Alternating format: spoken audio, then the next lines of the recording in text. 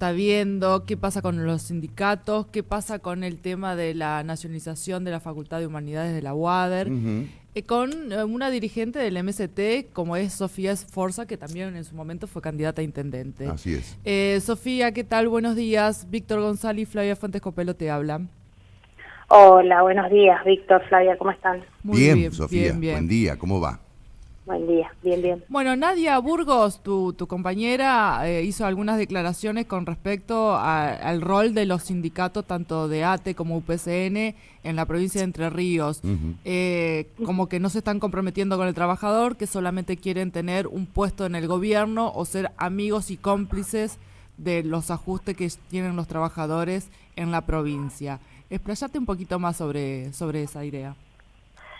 Bueno, creo que lo que pasó a nivel nacional, por ejemplo, en los discursos de los actos del Día de la Lealtad, digamos, de las centrales de trabajadores, lo que ha venido pasando es una muestra, ¿no?, de cuáles cuáles son las prioridades, ¿no?, de ciertos dirigentes, ¿no?, de las conducciones gremiales que están más preocupados por exigir lugares en las listas y ver cómo se acomodan para el 2023, que es dar efectivamente la pelea por las y los trabajadores, tanto nacionales como provinciales, donde, bueno, ya sabemos que nuestros acuerdos paritarios en general han sido todos por debajo de la inflación, que está completamente desatada, digamos, ¿no?, y que se ha ido profundizando, donde hoy la canasta básica mes a mes e incluso semana a semana aumenta, y los trabajadores lo que vemos es que no llegamos a fin de mes, que no podemos pagar los tarifazos, que, por ejemplo, ni hablar de proyectos como tener una casa propia, un auto, un terreno. Es decir, esa es la situación de la mayoría de la clase trabajadora, y lo que vemos entre comillas, nuestros dirigentes, es que están más preocupados por pensar cómo van a integrar las listas de cara al 2023 que dar efectivamente la pelea. Es decir, las centrales de trabajadores, la CGT y demás, no han llamado a paros nacionales, a huelgas nacionales, en defensa del salario, en defensa de los trabajadores, y no han organizado marchas multitudinarias en relación a, por ejemplo, el acuerdo con el FMI, ¿no?, que nos ha, digamos, que nos ha impuesto a todos los trabajadores, porque no es a todos, ¿no? O sea, es a los trabajadores, porque hay sectores que se siguen enriqueciendo sistemáticamente y concentrando la riqueza, y que el acuerdo nos ha puesto a todos los trabajadores, digamos, a soportar el ajuste y el famoso déficit fiscal, y sin embargo, bueno, organizan un acto,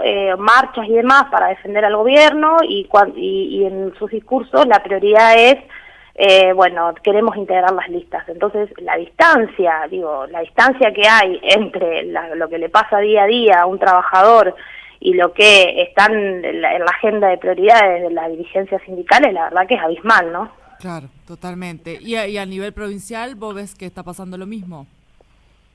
Sí, ha pasado lo mismo. De hecho, tenemos ahora, por ejemplo, el caso de ACMER, que supuestamente para octubre se había, la paritaria, por ejemplo, de ACMER, que muchos sectores impulsaron o presionaron para aceptar y para firmar, con la excusa de que en octubre se iba a revisar. Estamos a cuánto, a 20, y recién ayer ACMER salió a decir que el gobierno debería convocar a la revisión. ¿Y por qué crees que pasa esto, Sofía? ¿Por qué crees que pasa? Bueno, por un lado, porque en su mayoría estos sectores están alineados con el gobierno, con el gobierno provincial, ¿Vos ves que también con el gobierno nacional. ¿A vos también te parece que ACMER está Sí, alineado? por supuesto. Sí, por supuesto. El ACMER hoy en día está conducida por un frente que se llama Marcha Blanca, donde está la celeste y donde está la rojo y negro. ¿No? Es decir, no hay más dos listas como era antes, o dos grandes sectores. Claro. Hoy en día hay un frente unificado. Y bueno, sí, es evidente. Perdón, Sofía, ¿vos crees que la rojo y negro, por ejemplo, fue cooptada por la otra lista, o en todo caso que terminaron siendo funcionales, digamos, a aquellos dirigentes que por ahí tienen más afinidad con el gobierno provincial, con el peronismo, básicamente? Sí, bueno, están en un mismo frente, defienden las mismas cosas, digamos. Parece que eso habla por sí solo, digamos, sí, ¿no? Claro. Tuvieron, por ejemplo, en el último... Sofía, generalmente la rojo y negro era de de los más sectores, combativa. claro, de los sectores internos Sí. de ACMER, la más combativa, ¿no?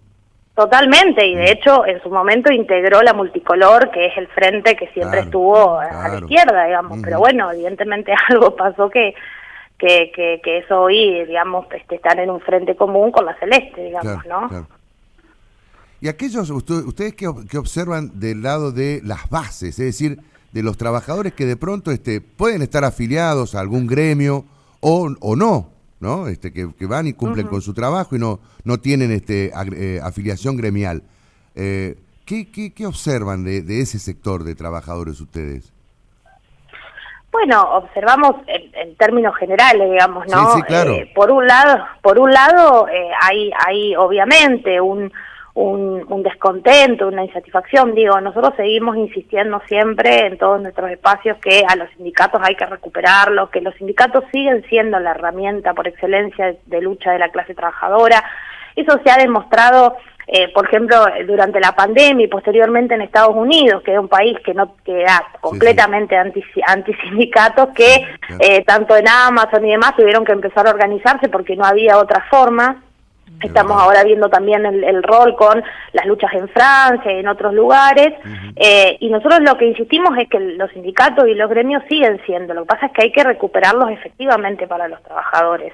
Obviamente que en ese contexto las dirigencias, las burocracias sindicales, las dirigencias no ayudan. Vos imaginate que vos quieras convencer a un compañero que tiene que apostar al sindicalismo cuando escucha los discursos de la gente de la CGT, digamos, ¿no? Es como muy difícil. Pero bueno, efectivamente ese es el trabajo que nosotros hacemos porque seguimos pensando que es efectivamente el camino. Y por el otro lado, obviamente que hay un contexto donde a la clase trabajadora y también a la desocupada, digamos, se la presiona de una manera en términos de vida que es increíble. Es decir, no sé, uno básicamente para, por ejemplo, llegar a fin de mes, nada, se la pasa trabajando, el poco tiempo que tiene, no tiene tiempo de ocio. En el caso de Paraná, por ejemplo, además, estamos viviendo también una situación donde hay cada vez también menos espacios de ocio públicos. Digo, me parece que es toda una conjunción. Sin embargo, a lo largo y ancho del país también hay sectores que luchan y que siguen resistiendo. Tenemos el caso de lo que pasó con el SUTNA, ¿no? Luego de una lucha muy sostenida, organizada y demás, efectivamente le arrancó a las patronales el acuerdo que ellos querían. Tenemos acá enfrente en Santa Fe, los docentes de Santa Fe han llevado a cabo todo el año una lucha muy importante, además porque Perotti empezó a hacer descuentos también compulsivos por los paros. Pasó lo mismo en San Juan, más a principio de año, tenemos eso efectivamente, pero bueno, obviamente que ahí el rol, y ahí es donde uno ve efectivamente, además, ¿no? el rol de las burocracias sindicales. Esas luchas no se unifican, no se nacionalizan, ¿no? Al contrario, hay sectores que todo el tiempo quieren funcionar como diques de contención, ¿no? Y efectivamente eso es lo que termina pasando. Ahora, Sofía, de todos modos, uno está observando, por ejemplo, dentro de la CGT que hay posturas absolutamente diferentes, ¿no? Una cosa son los denominados gordos, y otra cosa es Pablo Moyano ahora, que salió muy fuerte a cuestionar al gobierno por un lado, y por otro lado a amenazar con la paritaria de los camioneros, que si no logran el 130%, que dicho sea de paso, le ganó por varios puntos al acuerdo que había arreglado el SUBNA en el conflicto de los neumáticos, ¿no? Pero bueno, más allá de eso, se observa que hay sectores y fundamentalmente los que están algo ligados al kirchnerismo, ¿no? Entonces la pregunta es, ¿vos creés que en la medida que esto avance de esta manera, ¿no? Con un sector que sea más afín al gobierno y otro sector que se despegue más del gobierno, ¿crees que el MST y otros sectores de izquierda pueden llegar a confluir con sectores del kirchnerismo, por ejemplo, mirando al año próximo en las elecciones? Bueno, ahí hay dos discusiones, me parece. Por un lado está efectivamente lo que vos decís. Yo creo que lo que pasó con el SUBNA, configuró un poco o cambió, ¿no?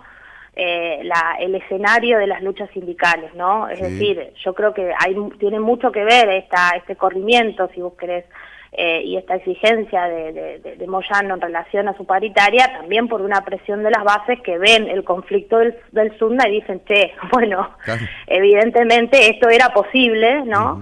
Y además porque, digamos, también, digamos, el gobierno, las paritarias, nosotros ahora en la universidad estamos atravesando ese proceso, el gobierno directamente ha tenido o viene teniendo un rol donde las paritarias en realidad no existen, ¿no? Es decir, el gobierno dice, te ofrezco esto, cuando la patronal es el gobierno, ¿no?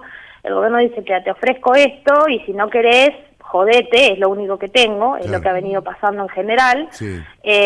Y obviamente ya ahora reconocen que ni siquiera el objetivo es llegar a la inflación, porque a principio de año el discurso era, nosotros queremos que por lo menos empaten a la inflación. Exacto. Hoy en día eso ya no existe, digamos, de hecho a nosotros nos ofrecen a los docentes universitarios y preuniversitarios nos ofrecen un 82% a terminar de cobrar en enero de 2023, pero claro, sobre el sueldo de marzo de 2022.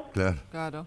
Ni siquiera acumulativo ni nada, y ya sabemos que va a estar en un 100% por lo menos la inflación. Entonces creo que ahí hay efectivamente un cambio, digamos, ¿no? en la lógica que impuso o que por lo menos empujó el conflicto del SUNA. Y después en relación a las elecciones, que me parece que es otra discusión, eso estará por verse, digamos, ¿no? Nosotros formamos parte del FITU, donde está efectivamente la izquierda combativa y demás. Lo que pasa que lo que nosotros vemos es que por lo menos los sectores dirigenciales en general dentro del peronismo o kirchnerismo o filo-kirchneristas pueden vociferar muchísimo, como pasó por ejemplo con Máximo Kirchner en el acto también del Día de la Lealtad, pero no sacan los pies del plato. Claro. O sea, siguen estando ahí. Pasó con Claudio Lozano. Claudio Lozano vociferó en contra del acuerdo con el fondo, vociferó en contra de los cambios en los gabinetes y tuvieron que pedirle que se vaya del Banco Nación, básicamente, porque no quería renunciar. Entonces, digo, también efectivamente creer que hay otro camino, que hay una salida que para nosotros es por izquierda, obviamente, implica un compromiso, ¿no? O sea, no se puede ser juez y parte, ¿no? O sea, no se puede seguir, por ejemplo, cobrando, ¿no? Por ejemplo, a mí me parece que el caso de Lozano es como muy paradigmático porque era un funcionario, ¿no? O sea, estaba designado y seguía enojadísimo con el gobierno y seguía cobrando. Bueno, eso no se puede, digamos, o sea, me parece que no corresponde, ¿no? Y hay que hacerse cargo también de las cosas, ¿no? Hay que hacerse cargo. En ese sentido me parece hasta mucho más, entre comillas, valorable lo que hizo la ministra de Mujeres y Diversidades al renunciar, por ejemplo, después de todo el proceso que pasó con la represión al pueblo mapuche, que algunos funcionarios, ¿no?, que siguen estando al frente y tomando decisiones en algunos lugares y después salen a decir que están en contra o que no, como si no fueran parte del gobierno, claro, ¿no? Entonces me parece que eso es fundamental. Sí, Sofía, te traigo a la provincia y en tu condición de docente universitaria con este proyecto de ley de nacionalización de la Facultad de Humanidades de la UADER. Te pregunto, ¿pudieron conectarse con el proyecto? ¿Lo pudieron ver? ¿Hubo reuniones? ¿Hubo charla, diálogo después del escándalo que se armó porque se enteraron todos por los medios de comunicación que se había presentado esto? Sí, efectivamente, ese fin de semana donde sale la nota y nos enteramos en términos generales qué es lo que venía pasando, circuló el proyecto. El proyecto en sí no dice mucho, dice simplemente que se crea la Universidad Juan L. Ortiz, que va a tener, digamos que se nacionaliza la Facultad de Humanidades, Artes, Ciencias Sociales. Dice que la forma del traspaso, la negociación va a quedar en manos del Poder Ejecutivo Provincial y Nacional, y no dice mucho más, ¿no? Claro. Entonces, la preocupación que hay, obviamente, y por eso se han venido haciendo asambleas interclaustros, es, primero, ¿dónde queda efectivamente el rol de la UADER como decisión, ¿no? Es decir, en qué momento la comunidad universitaria va a poder debatir y discutir cómo va a ser ese traspaso, porque estamos hablando de regímenes laborales distintos, de regímenes jubilatorios distintos, ¿no? Sí. Y también, obviamente, la garantía para los y los estudiantes, y obviamente docentes y no docentes, de que no se va a cerrar ninguna carrera, de que eso efectivamente se va a respetar. Es decir, hay muchas cosas que es urgente que haya un espacio efectivamente de debate. La gestión ha tenido reuniones separadas, es decir, con algunas carreras, con algunas escuelas, pero no ha habido un espacio efectivamente donde esto se pueda debatir democráticamente, participativamente. Tampoco es que en esas reuniones la gestión da muchas respuestas, es decir, ellos dicen que ellos no saben cómo va a ser ese traspaso, ¿no? Por esto que decía de que por ejemplo, el consejo directivo, los consejos de carrera no estarían, ¿no?, incluidos en ese proyecto para discutir. Claro. Y en ese sentido, hoy a la 1 es el consejo directivo de la facultad y vamos a ir, integrantes de la asamblea, a llevar un pliego con las cuestiones mínimas que nosotros creemos que tienen que ser garantizadas y debatidas, ¿no? Es decir, claridad sobre cómo va a ser el traspaso de los cargos docentes, qué régimen jubilatorio van a tener, qué va a pasar, ¿no? Porque digo, si bien el 82% existe en ambos, por ejemplo, la edad jubilatoria es distinta, ni hablar los regímenes de preuniversitarios, ¿no?, nacionales, que es otro distinto, que sería el caso de quienes trabajan en la escuela normal, en la escuela Alberdi, al más fuerte. Claro. Entonces, bueno, son muchas cuestiones, con qué presupuesto se va a contar, porque el proyecto dice que hasta que efectivamente se cree, la universidad va a ser financiada con créditos del Ministerio de Educación, que nadie sabe muy bien cuántos son, qué sería, ¿no? Hay mucha incertidumbre y estamos hablando del trabajo y la trayectoria académica de estudiantes, docentes. Sí. Perdóname, Sofía, dijiste que hoy a las 13 hay una asamblea. Hoy a las 13 es el Consejo Directivo de la facultad. El Consejo Directivo de la Facultad de Humanidades, y va a tratar este tema. Exacto. No, nosotros vamos a ir a llevar este pliego porque, bueno, ya estaba establecida la fecha del consejo y obviamente vamos a pedir un consejo extraordinario, ampliado y que se medien las instancias y los medios para poder efectivamente debatir en conjunto, para tener garantías, digamos. Por la única forma, creemos nosotros, y es lo que se ha discutido en las asambleas, de tener ciertas garantías en relación al trabajo, a las carreras y demás, es efectivamente que se abra el debate. Está bien. Porque si no, digo, por cómo está redactado el proyecto, ni siquiera la propia UADER podría intervenir en el debate, digamos, ¿no? Claro.